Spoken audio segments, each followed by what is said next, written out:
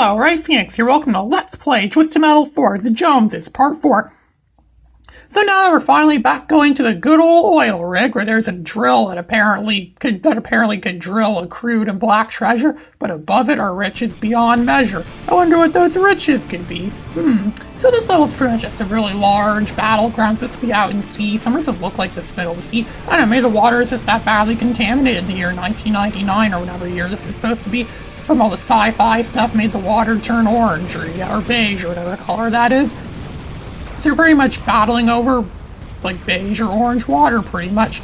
So we get a few weapons to begin, so we can use these right now to kill off some of our enemies. But of course we're gonna have to do some scavenger hunting, some trick-or-treating. Pretty much this game was released on Halloween of 1999 after all, so it would make sense for us to do some trick-or-treating for a bit and find all the necessary weapons we'll be needing to destroy our enemies. And then we'll go back to that large platform battleground thing and duke it out with them. We could really destroy our enemies if we could really get the most amount of weapons we could possibly find.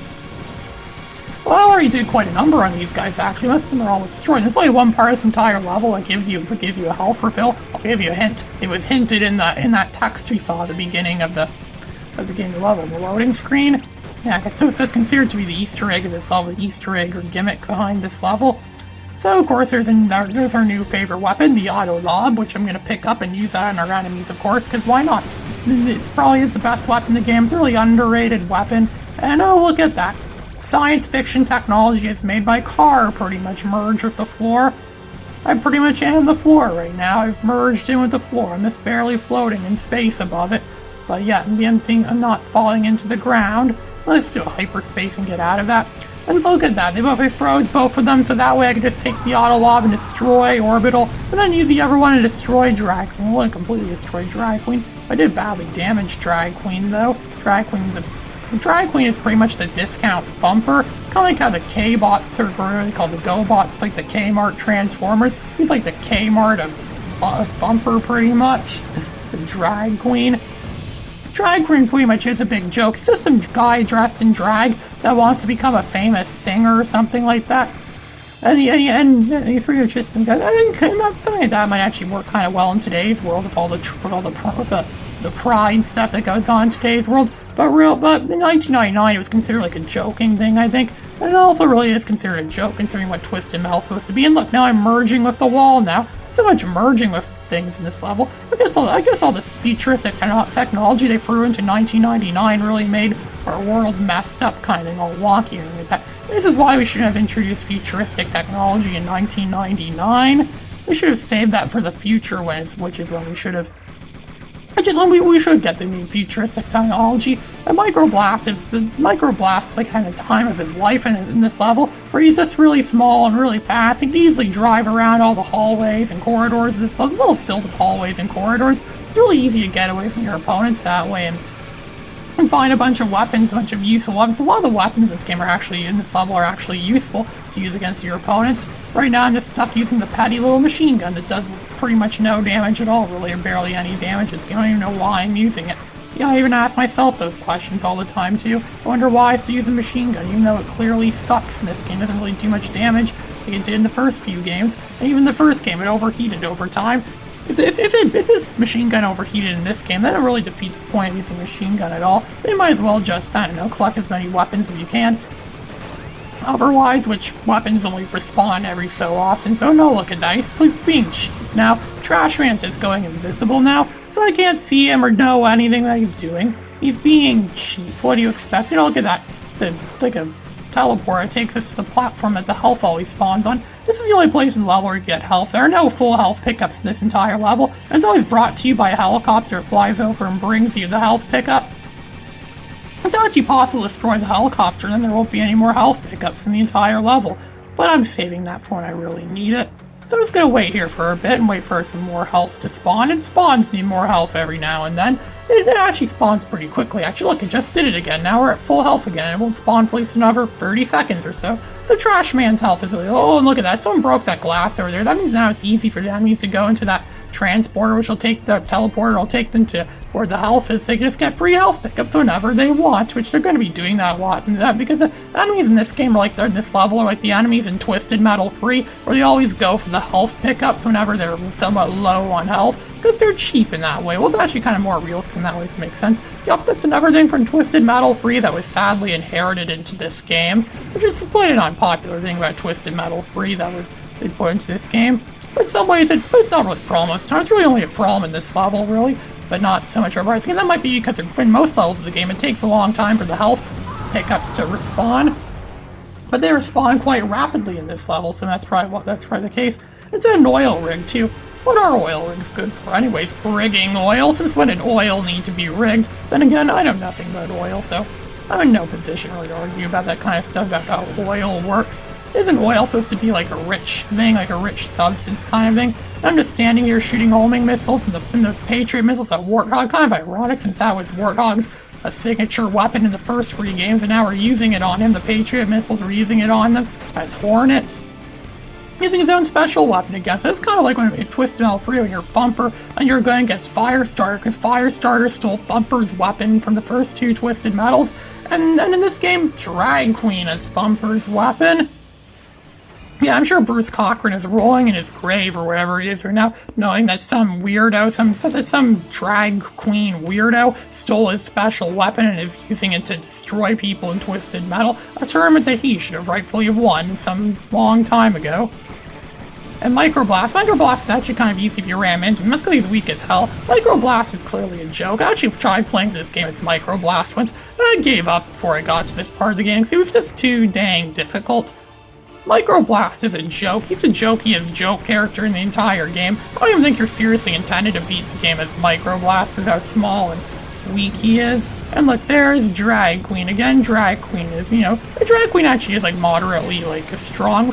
He's not overly strong, but he does have, but he's still not the weakest either. I think Microblast is probably the weakest character in the game, and he makes up for it by his size because he's hard to hit. But again, Trash Man can destroy him in one attack easy, pretty much. Mostly destroy him in one attack easy.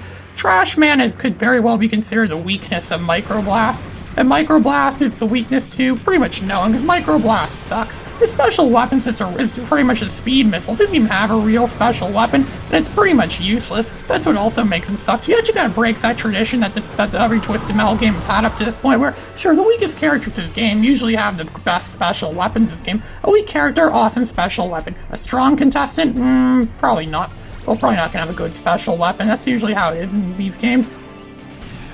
But Twisted Metal 4 kind of breaks that a bit by giving one of the strongest characters in the game, like Trash Man, by giving him a Mr. Slam-like weapon that really does a number of damage against your opponents. And then they gave Microblast a really crappy special weapon. He's also the weakest in the game, so they kind of messed up the formula there a bit.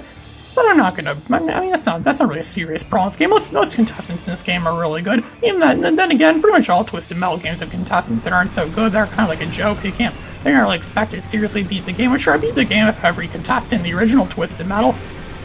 There were some that I felt were kind of like jokes, like Crimson Fury, for example. Like, sure, he's pretty cool, but his car is made out of paper mache. It just makes the cool James Bond theme when he fires out his special weapon. That's really as big as gimmick as that.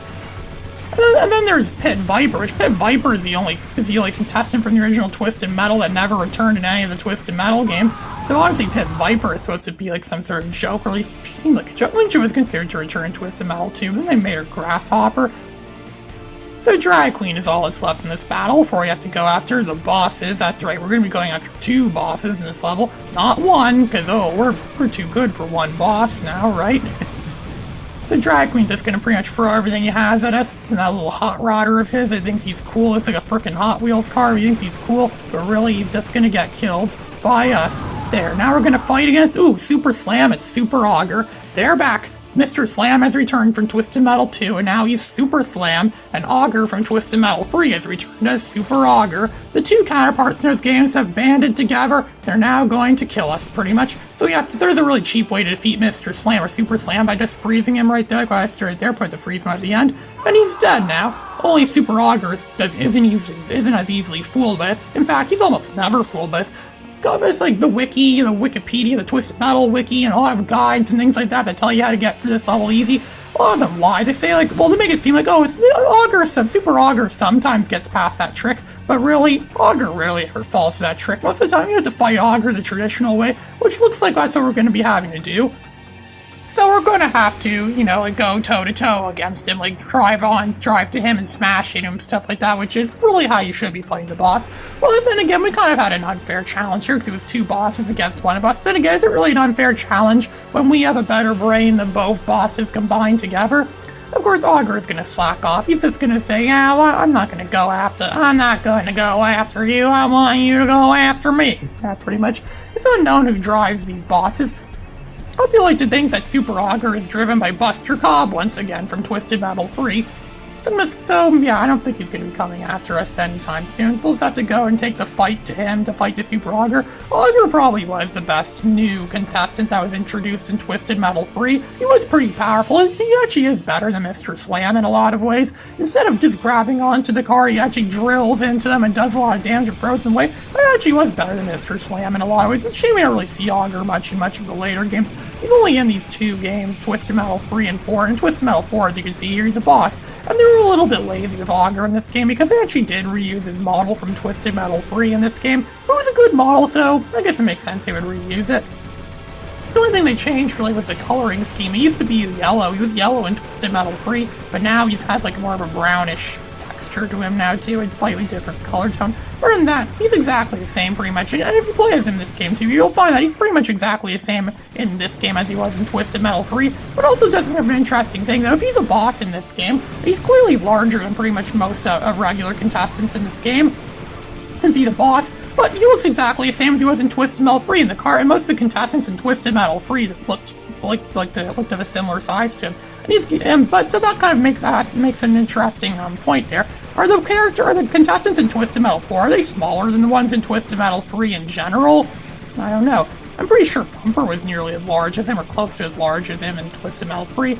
But in this game, like, look, I'm the Jones. I look somewhat smaller. I bet the Joneses would look really small if you were to put them in Twisted Metal 3. If you were to take Twisted Metal 4 contestants and put them into Twisted Metal 3, they probably would look smaller than most of the Twisted Metal 3 contestants, now that I think of it that way.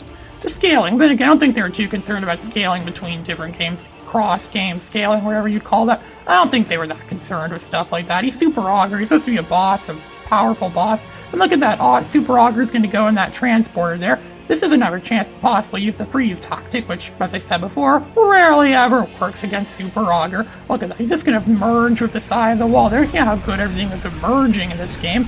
The different enemies merge. So then we're trying to shoot him. I don't think it's like he's partially protected by the platform there. We got his health down really low. And the only way he could possibly regenerate his health is if he gets up here to where we are and, takes the health. We're going to make sure he does do that. We'll make sure he, let's try to stop him before he has a chance to do that, because we don't want this fight to go on any longer. So there, we kind of got him, but you see the machine gun's making some slight contact of him, but again, the machine gun is, doesn't really do much damage, especially against a really powerful character like contestant like that, like Super Augur, strong, and he was one of the strongest, he probably was the strongest, or one of the strongest regular contestants in Twisted Metal 3, and he's still quite powerful in this game. Probably not the strongest, obviously, in Twisted Metal 4, because Twisted Metal 4 is a much larger ocean than Twisted Metal 3 was, considering the fact that Twisted Metal 4 holds a record for having the most amount of contestants in any Twisted Metal game ever. Twisted Metal 4 is jam-packed with content, which makes it the ultimate Twisted Metal game. It's not just that, too. The gameplay, I think, is better, too, than it was in the first two games. The levels are really well-made and well-thought-out and things like that. Overall, there's a lot of reasons why I think this game is way better than the first two Twisted Metals. Sort of stocking up on weapons that we could use to fight against him, so we are going to have to fight against Super Augur eventually, right? He's going to come out of hiding eventually. He can't hide forever. He's not going to stay hidden. He's going to have to come after us at some point. And so we're just going to fight him where we should fight him, where the health spawns, so that way we'll make sure he doesn't get any more health. And I use a napalm there to destroy the helicopter, so it won't send any more health after us. So here we do a trick here. We take the proximity bombs there. I think I may have messed up. No, I didn't really mess up a bit there. We place the proximity bombs there. He's going to come for us. He's going to hit the proximity bombs. This could throw him off too, which especially would be good because his health is really low, as you can see there. There, he's been destroyed. This is Ray Phoenix signing out.